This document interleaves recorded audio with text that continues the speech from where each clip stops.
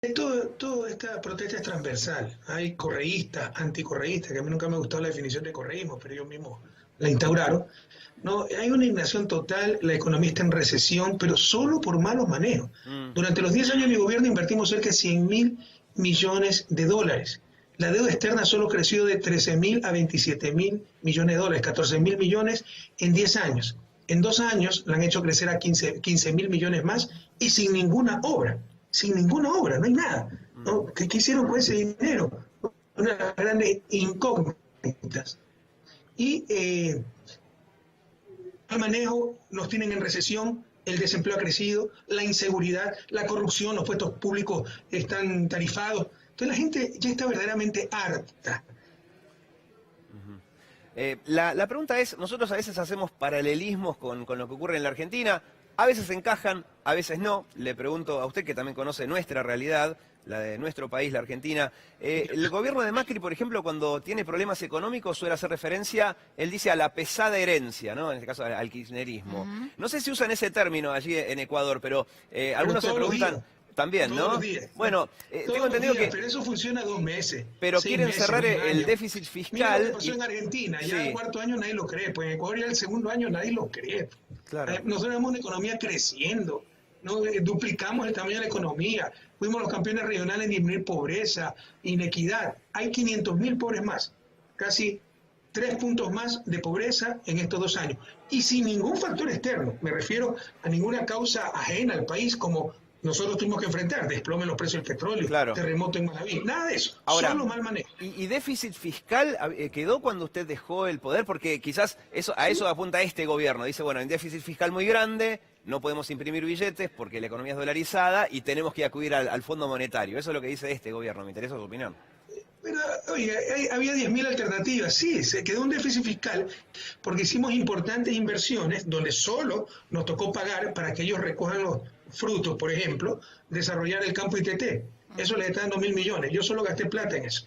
Ellos están recogiendo los ingresos. Siempre lo dijimos. Por ejemplo, las hidroeléctricas están ahorrando cerca de 1.000 millones de dólares que se importaba combustible antes para las termoeléctricas. Ahora tenemos energía renovable, exportamos energía de origen hídrico.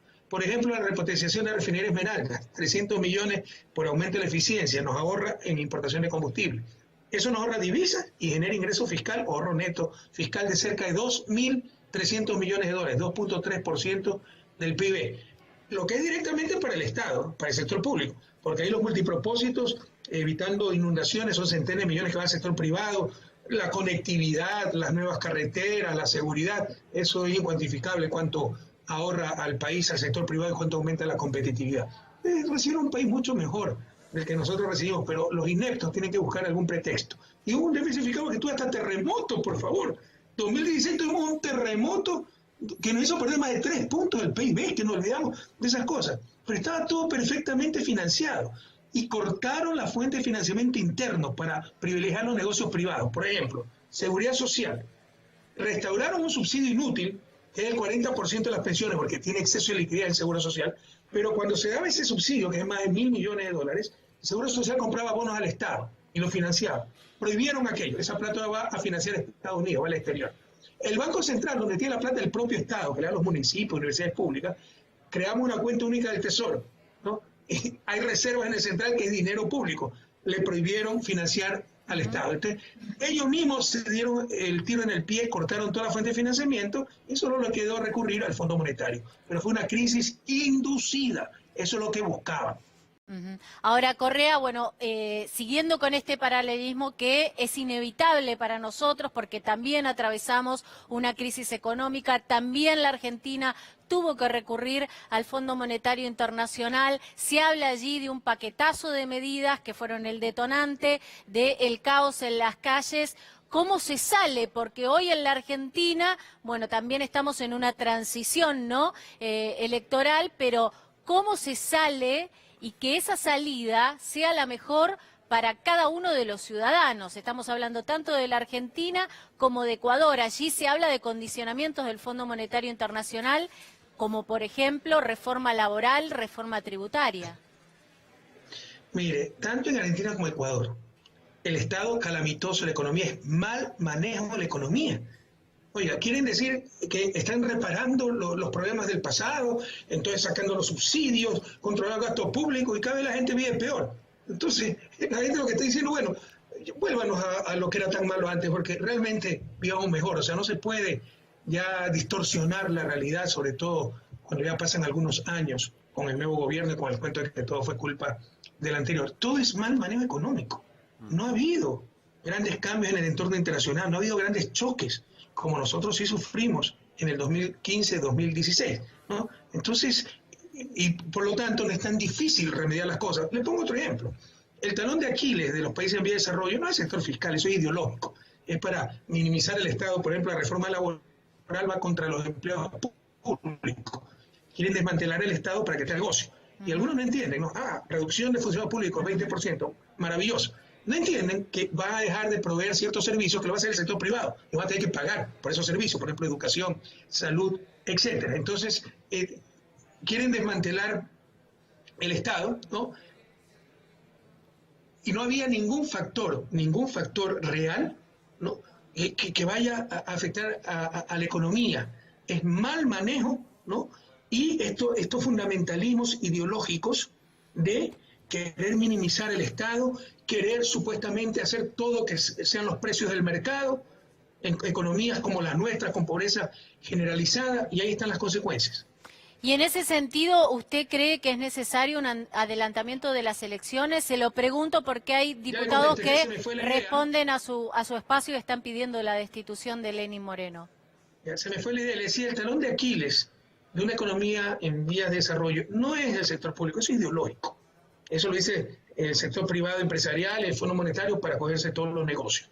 Es el sector externo, hay que ser muy cuidadoso. Yo escuchaba en la introducción que el reportero hablaba de la dolarización. La dolarización es un desastre, es un tipo de cambio fijo extremo.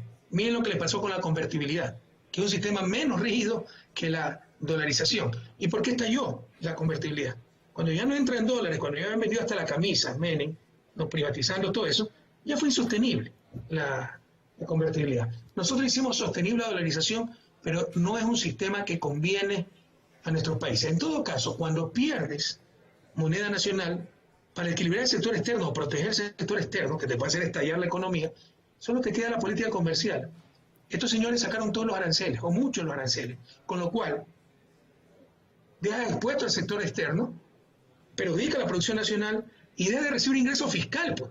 Y luego dicen, hay crisis por Correa, tenemos que endeudarnos con el Fondo Monetario. Ellos provocaron la crisis y esto es política económica. Entendamos, no todo se pasa en economía, pero no se tiene que hacer lo mismo en lo peor. ¿Y quién está contento con las medidas?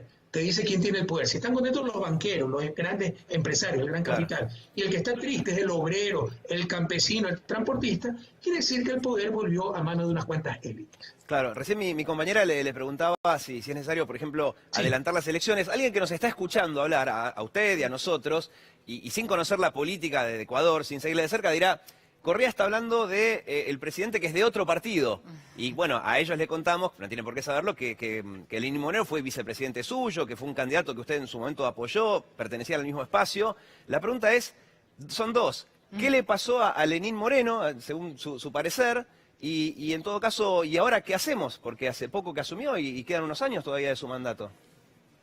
Bueno, no hace tan poco, ya además son más de 2 años, claro, 2 años y medio. Mire, felizmente, la Constitución ecuatoriana, sabiamente, permite salidas institucionales cuando existe un caos, una conmoción social, política, económica como la que estamos viviendo. Y esto se hizo en base a la experiencia de la Constitución del 2008, que le hicimos a nuestro gobierno. Porque antes de mi gobierno, yo goberné del 2007 al 2017, 3 veces consecutivas fui electo presidente de la República, 2 veces en una sola vuelta, lo cual era impensable en un país como Ecuador. Pero antes del 2007, en 10 años hubo 7 presidentes. Los gobiernos, depende cómo los cuenten, hubo hasta un triunvirato y un presidente de un día, o sea, pueden ser 11. Depende cómo los cuente, pero los gobiernos duraban 18 meses. Algunos traicionaban la democracia haciendo cualquier cosa. Por ejemplo, Lucio Gutiérrez llegó con la izquierda y lo primero que hizo fue decirle a Bush, soy su mejor aliado, y tratar de imponernos un TLC que nunca había planteado en campaña. Entendamos que eso rompe la democracia. Entonces, pero hay que dar salidas institucionales a estas cosas. Y siempre se forzaba la Constitución para remediar estos males, sacar esos malos presidentes, O también algunas veces había un bloqueo de la Asamblea y el presidente se encontraba atrapado. Para evitar eso, la Constitución creó la figura de muerte cruzada, que es una institución tomada de los sistemas parlamentarios. Los sistemas parlamentarios cambian la mayoría y cae el gobierno y hay que anticipar elecciones. Hacerlo tan fácil en nuestros países, con lo inestables que son, sería suicida. Pero hay que poner salidas institucionales cuando tenemos grave conmoción social. Entonces, el artículo 130, escúcheme, porque ahora están escuchando este programa, 130 de la Constitución permite con 2/3 de la Asamblea, por grave conmoción social, anticipar elecciones. Se hacen elecciones presidenciales y legislativas. Obviamente los legisladores no ven la generosidad de poner esos cargos a disposición. El presidente de la República, con el artículo 148, también frente a grave conmoción social, puede anticipar elecciones. Y vamos a ver si tiene algo de sentido de patria. No lo va a tener, Moreno, pero hay salida institucional. La salida institucional es en el marco constitucional, en estricto sentido democrático, anticipar elecciones y esto se resuelve. Pero como saben que lo barremos en esas elecciones, muy difícilmente lo va a hacer. Usted ha dicho, era de nuestro partido, nos traicionó totalmente. Acaba de dar una rueda de prensa en que dicen nuestros opositores históricos, Jaime Negó Sadi, Guillermo Lasso, que fue contra el que perdió y después hizo un pacto. No lo reconoció Guillermo